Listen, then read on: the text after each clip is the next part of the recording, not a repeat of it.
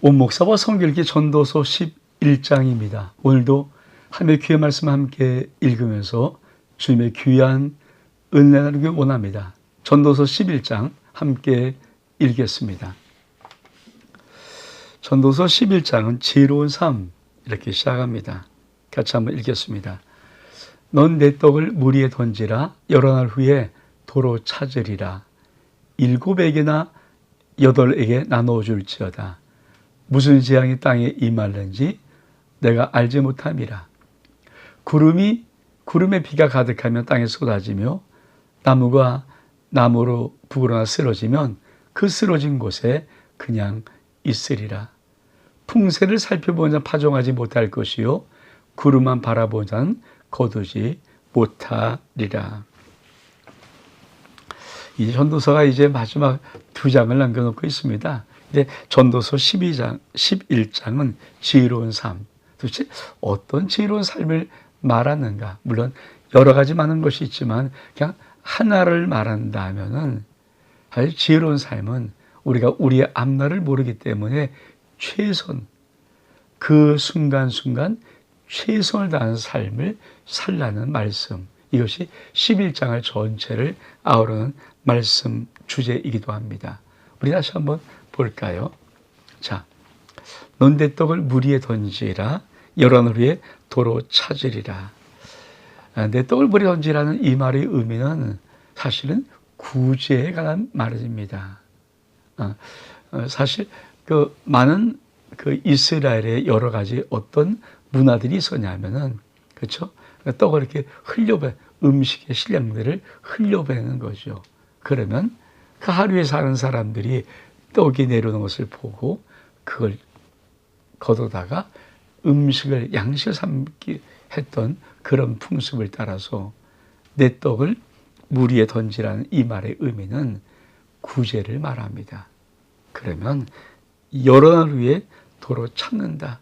반드시 우리가 어려운 사람을 도와주는 그 구제는 하나님께 구워주는 것이기 때문에 하나님이 속히 갚아줍니다. 그리고 뭐라고 말합니까? 이렇게 말합니다. 7에게나 8에게 나눠줄지어다. 무슨 재앙이 내 땅에 임할는지 내가 알지 못함이라. 그렇습니다. 우리가 우리 인생길을 알 수가 있나요?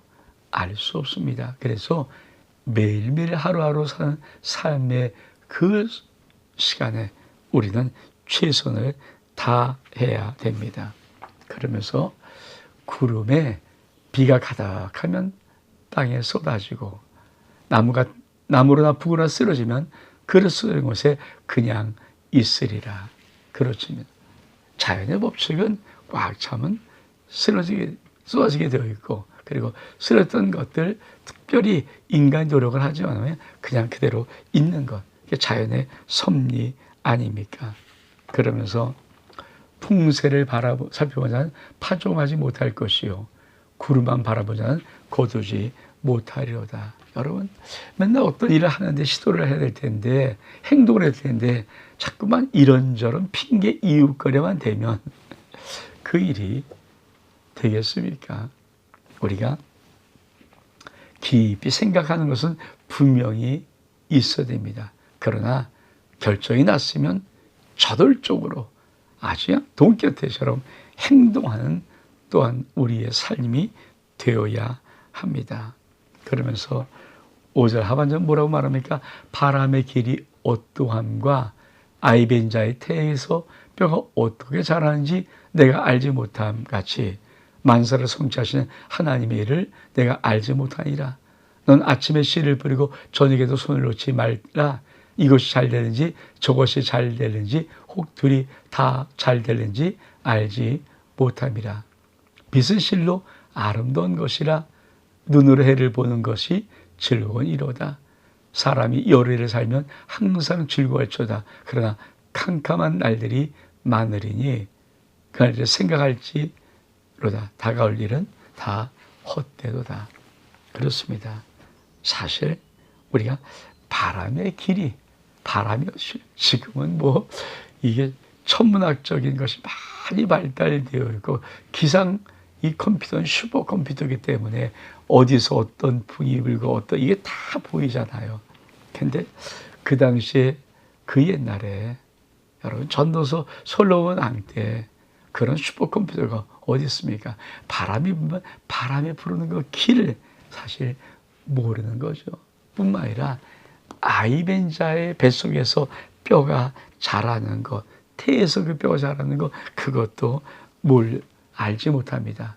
그것과 같이 인생의 만사를 성취하시는 하나님을 우리는 알지 못하기 때문입니다. 여러분, 어릴 때 꿈에서 많이 낭떠러지 절벽에 떨어져 본 적 있나요? 저도 어릴 때 꿈을 보면 으악 하고 막 깰 때가 종종 있었거든요. 근데 그때 어른들이 하신 말씀이 뭡니까? 잘하려고. 우리의 뼈가 자라는데 하나님이 그런 꿈을 통해서 우리를 쑥쑥 자라게 하는 것. 우리 인생의 모든 것이 그렇죠. 하나님이 성취하는 그 놀라운 비밀스러운 일들을 인간이 어찌다 알 수 있겠습니까? 그리고 이렇게 말합니다.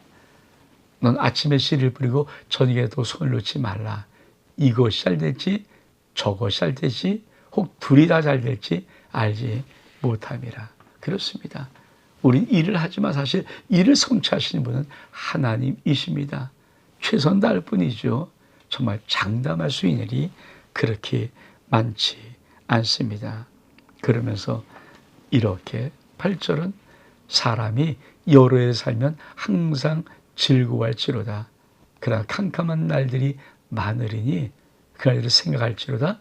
다가올 일은 다 헛되도다. 그렇습니다. 여러 해 살면 참 즐겁게 살아가는 것은 이 전도서가 참 우리에게 주고 싶은 인생의 모습이지만 사실은 캄캄한 날도 참 많이 있죠. 이제 그런 것들을 우리가 한번 잘 생각하며 살아야 한다는 것입니다. 그러면서 하반절에 젊은이에게 주는 교훈입니다.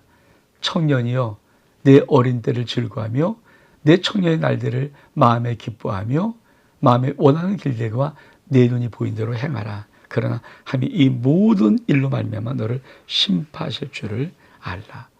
그런즉 근심이 내 마음에서 떠나게 하며 악이 내 몸에서 물러가게 하라. 어릴 때와 검은 머리에 시절이 다 헛되니라. 청년이여 내 어린 때를 즐거워하며 내 청년의 날들에 마음에 기뻐하며 마음에 원하는 길들을 내 눈이 본 대로 행하라. 그러나 사실은 우리가 좀 깊이 생각해 볼 놀라운 것이 있죠. 여러분, 인생의 청년 때 어떤 것이 참 중요할까요? 이 전도서 기자는 네가 어릴 때 즐거워하는 것들, 네 청년 때 네 마음에 원하는 거 다 한번 해봐. 근데 꼭 하나는 기억해라.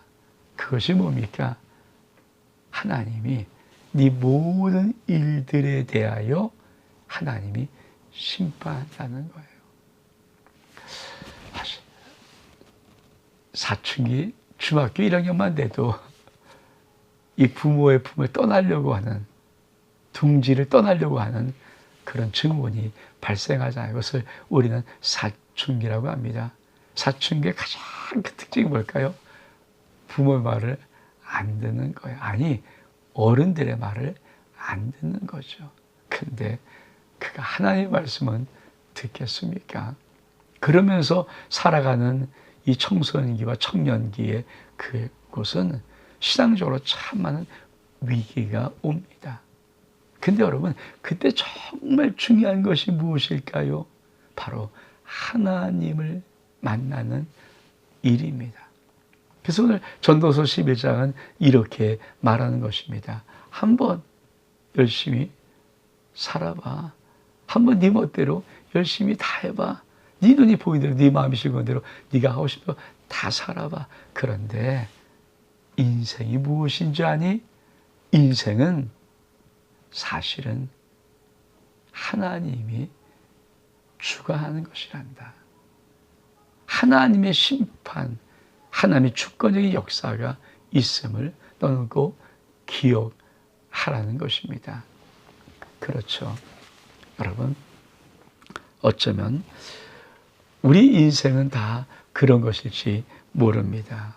그래서 우리가 한번 이렇게 그런즉 10절에 근심이 내 마음에서 떠나게 하며 악이 내 몸에서 물러가게 하라. 어릴 때와 검은 머리의 시절이 다 헛되니라. 사실 근심이 우리 마음에서 떠나고 악이 우리 몸에서 물러가게 하는 것이 왜 중요한가? 인생의 마지막 결론이 뭡니까? 하나님이 심판하시는 거예요. 그리고 어릴 때와 검은 머리 시절이 다 헛되입니다. 정말 세월이 얼마큼 빠르게 지나가는지 저는 정말 어릴 때부터 왜 바리깡이라고 하죠. 이게 이발 촥 그렇게 깎지를 못했어요. 왜냐하면 반곱슬인데 얼마큼 머리숱이 많으면은 이게 막 기계가 물려요. 그래서 너무 아파서 깎지 못하고 그때부터 진짜 가위로만 깎았거든요. 지금도 가위로만 그래서 머리를 손만 대는데 그리고는 진짜 머리가 많아서 이만 너무 좁고 머리는 많고 그래서 얼마큼 머리를 잡아 뜯었는지 몰라요. 너무 머리가 많아가지고. 근데 지금은 그 새까만 머리들이 이제는 시그니까 휘어져 버리고 머리가 힘이 없고 아니 그리고 속이 텅텅 비어난 모습을 볼 때마다 그래 어릴 때와 검은 머리 시절이 순식간에 지나갑니다. 여러분 오늘 전도서 11장은 우리들에게 하고 싶은 것 다 해라. 그러나 꼭 기억해라. 하나님이 너의 인생을 심판하실 때가 있어. 그러면 어떻게 살아야 하겠니? 이 질문을 우리에게 던지는 것입니다. 온 목사와 성경 읽기 전도서 11장 여기서 마칩니다. 샬롬.